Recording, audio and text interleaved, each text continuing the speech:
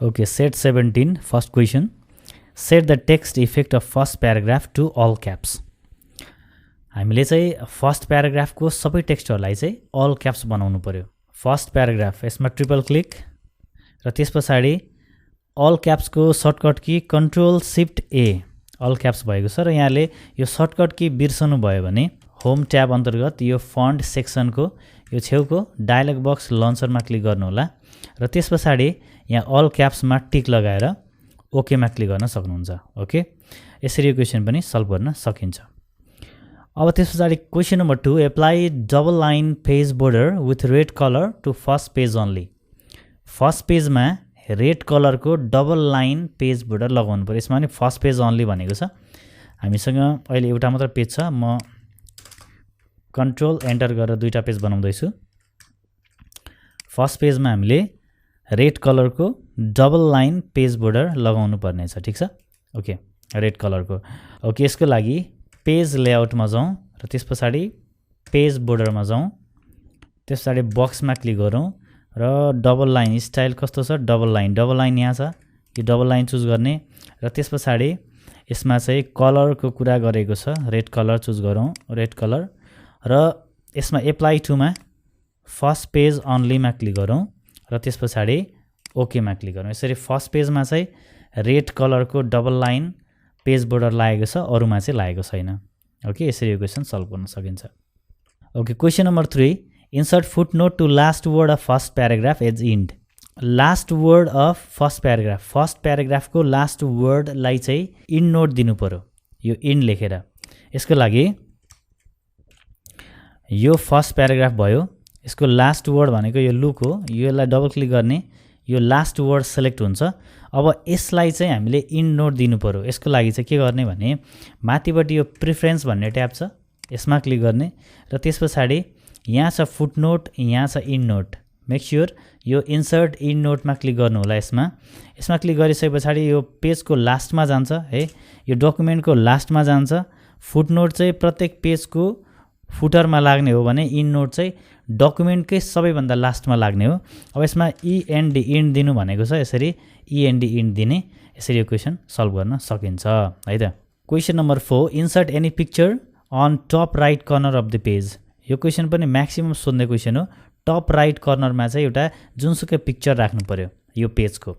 यसको लागि चाहिँ इन्सर्टमा क्लिक गरौँ, त्यस पछाडि पिक्चरमा स्क्रिनसटै लिएँ मैले अहिलेलाई। इन्सर्टमा क्लिक गरेँ, पेजको साइज ओके, इमेजको साइज थोरै म रिड्युस गर्दैछु, थोरै सानो गरेँ मैले। ओके, यो पिक्चरमा क्लिक गरेपछि पिक्चर टुल अन्तर्गत यो फर्मेट यो अप्सन आफै ओपन हुन्छ।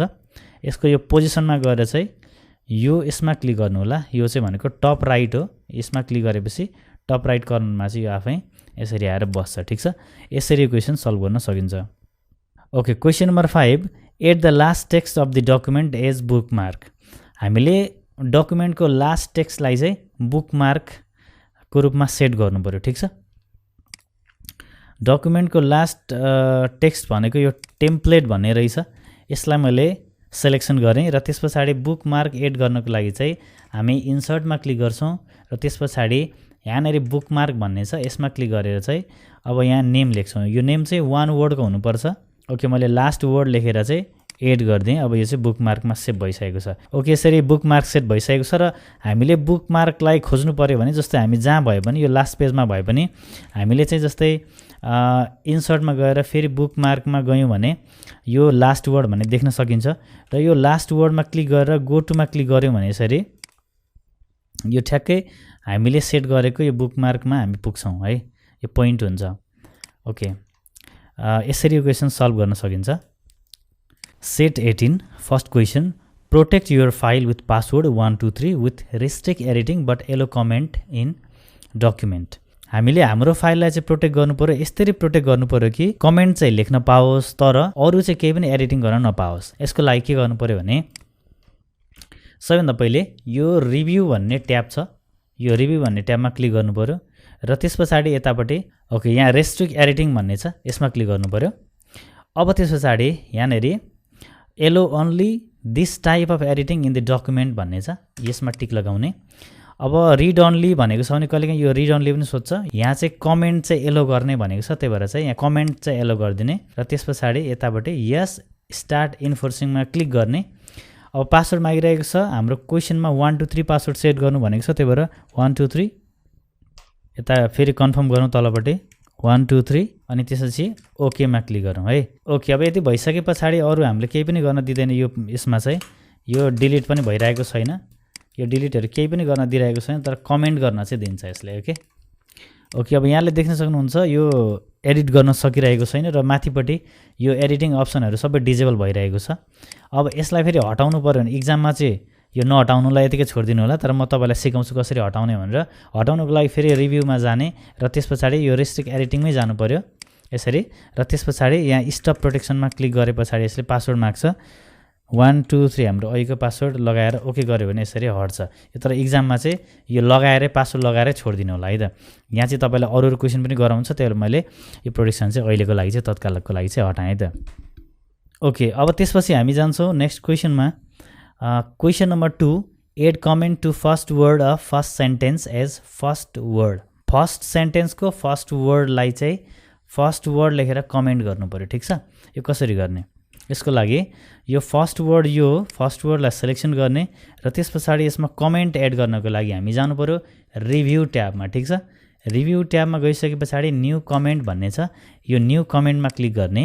अब यतापट्टि यहाँनिर first word FIRST first word लेख्ने, यहाँनिर फर्स्ट वर्ड लेखेर चाहिँ अब हाम्रो कमेन्ट यसरी चाहिँ फर्स्ट वर्ड यतापट्टि आइसकेको छ।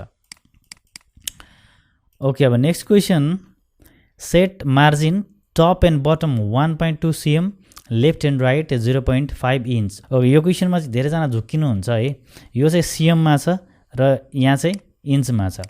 यो सिएम र इन्च यहाँले एकैचोटि सेट गर्न सक्नुहुन्छ, ठिक छ। ओके, र यो खालको क्वेसन सोध्यो भने चाहिँ यहाँहरू चाहिँ यो सिएम र इन्चमा चाहिँ नझुकिने होला, यहाँ कुन सिम्बल छ भन्ने कुरा पनि एकदम याद गर्नु होला है त। यहाँले टप र बटममा 1.25 cm छ, हामी जान्छौँ पेज लेआउटमा, मार्जिनमा र कस्टम मार्जिनमा जान्छौँ र टप र बटममा 1.25 cm नै लेखिदिनुहोस् यसरी, र त्यस पछाडि बटममा पनि 1.25 cm, ठिक छ। 1.25 चाहिँ टप र बटममा, र त्यस पछाडि लेफ्ट र राइटमा चाहिँ 0.5 छ, लेफ्ट र राइटमा चाहिँ 0.5। अब इन्चको सिम्बल इन्भर्टेड कमा डबल इन्भर्टेड कमा 0.5 इन्भर्टेड कमा भनेको इन्चको सिम्बल हो। ओके, यति गरेर ओकेमा क्लिक गर्नुभयो भने चाहिँ यो चाहिँ सेट भइसकेको छ। ओके, अब त्यस पछाडि नेक्स्ट क्वेसन हेरौँ।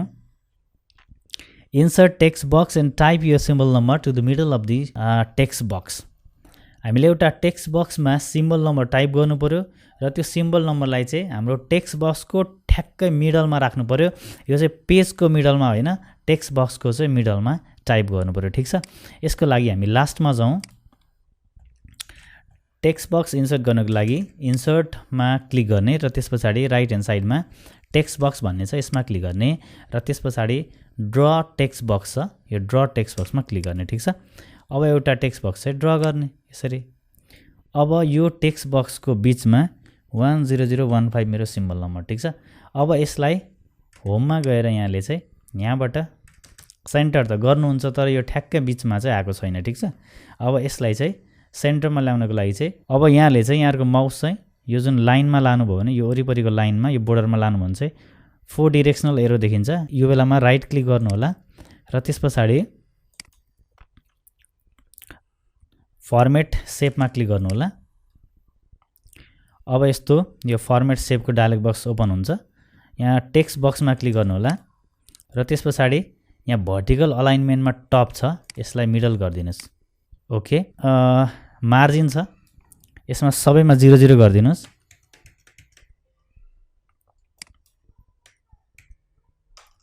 बटममा पनि 0। ओके, यो टेक्स्टलाई सेलेक्सन गर्नुहोस् र त्यस पछाडि होम ट्याबमा गएर यो यहाँ क्लिक गर्नु होला, यो लाइन स्पेसिङमा, र त्यस पछाडि 1 मा क्लिक गर्नु होला र त्यस पछाडि यो रिमुभ, यहाँनिर रिमुभ आएको छ भने रिमुभ गरिदिनु होला। यो स्पेस अलरेडी छ, त्यही भएर यहाँ रिमुभ गर्ने भनिरहेछ, रिमुभमा क्लिक गरिदिनु होला। अब चाहिँ के भइरहेको छ, ठ्याक्कै अब चाहिँ सेन्टरमा छ, ठिक छ। ओके, यसरी चाहिँ हामीले यो क्वेसन सल्भ गर्न सकिन्छ, ठिक छ। नेक्स्ट क्वेसन,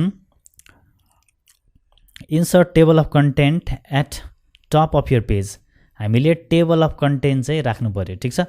अब फर्स्ट पेजमा जानको लागि यो च्याप्टर 1 लेखेको छ, यो पेजमा क्लिक गरेर चाहिँ कन्ट्रोल एन्टर गरेपछि माथिबाट एउटा पेज ओपन हुन्छ। अब हामीले सुरुमा सेटिङ गर्नुपर्ने हुन्छ। टेबल अफ कन्टेन्ट बनाउनको लागि चाहिँ यसलाई डबल क्लिक गरेर त्यस पछाडि हामी होम ट्याबमा क्लिक गरेपछि यहाँनिर हेडिङ 1 भन्ने छ है, यो हेडिङ 1 मा क्लिक गरौँ, ठिक छ। अनि यो सेकेन्डलाई पनि हेडिङ 1 नै बनाऊ। सबैलाई यो च्याप्टर लेखेको जति सबैलाई हाम्रो मेन हेडिङलाई चाहिँ हेडिङ बनाउनु पर्यो, हेडिङ 1। यसरी हेडिङ 1 बनिसक्यो, ठिक छ। अब सब हेडिङ थियो भने यहाँले हेडिङ 2 बनाउनु पर्यो। जस्तै च्याप्टर 1 भित्रको पनि अरू कुनै च्याप्टर छ भने यो सब च्याप्टरलाई चाहिँ हामीले के गर्नु पर्यो, हेडिङ 2 बनाउनु पर्छ, ठिक छ। यो चाहिँ सब च्याप्टर हो है। ओके अब यति गरिसके पछाडि हामीले जहाँनेरि टेबल अफ कन्टेन्ट चाहिँ इन्सर्ट गर्नुपर्ने हो त्यहाँ क्लिक गर्छौँ र त्यस पछाडि जान्छौँ रिफरेन्स ट्याबमा र त्यस पछाडि लेफ्ट ह्यान्ड साइडमा टेबल अफ कन्टेन्ट हुन्छ, यसमा क्लिक गर्छौँ र एउटा स्याम्पल चाहिँ हामीले चुज गर्छौँ। फर्स्टको गरे पनि हुन्छ, सेकेन्डको गरे पनि हुन्छ है। ओके, यसरी चाहिँ हामीले टेबल अफ कन्टेन्ट बनाउन सकिन्छ, ठिक छ।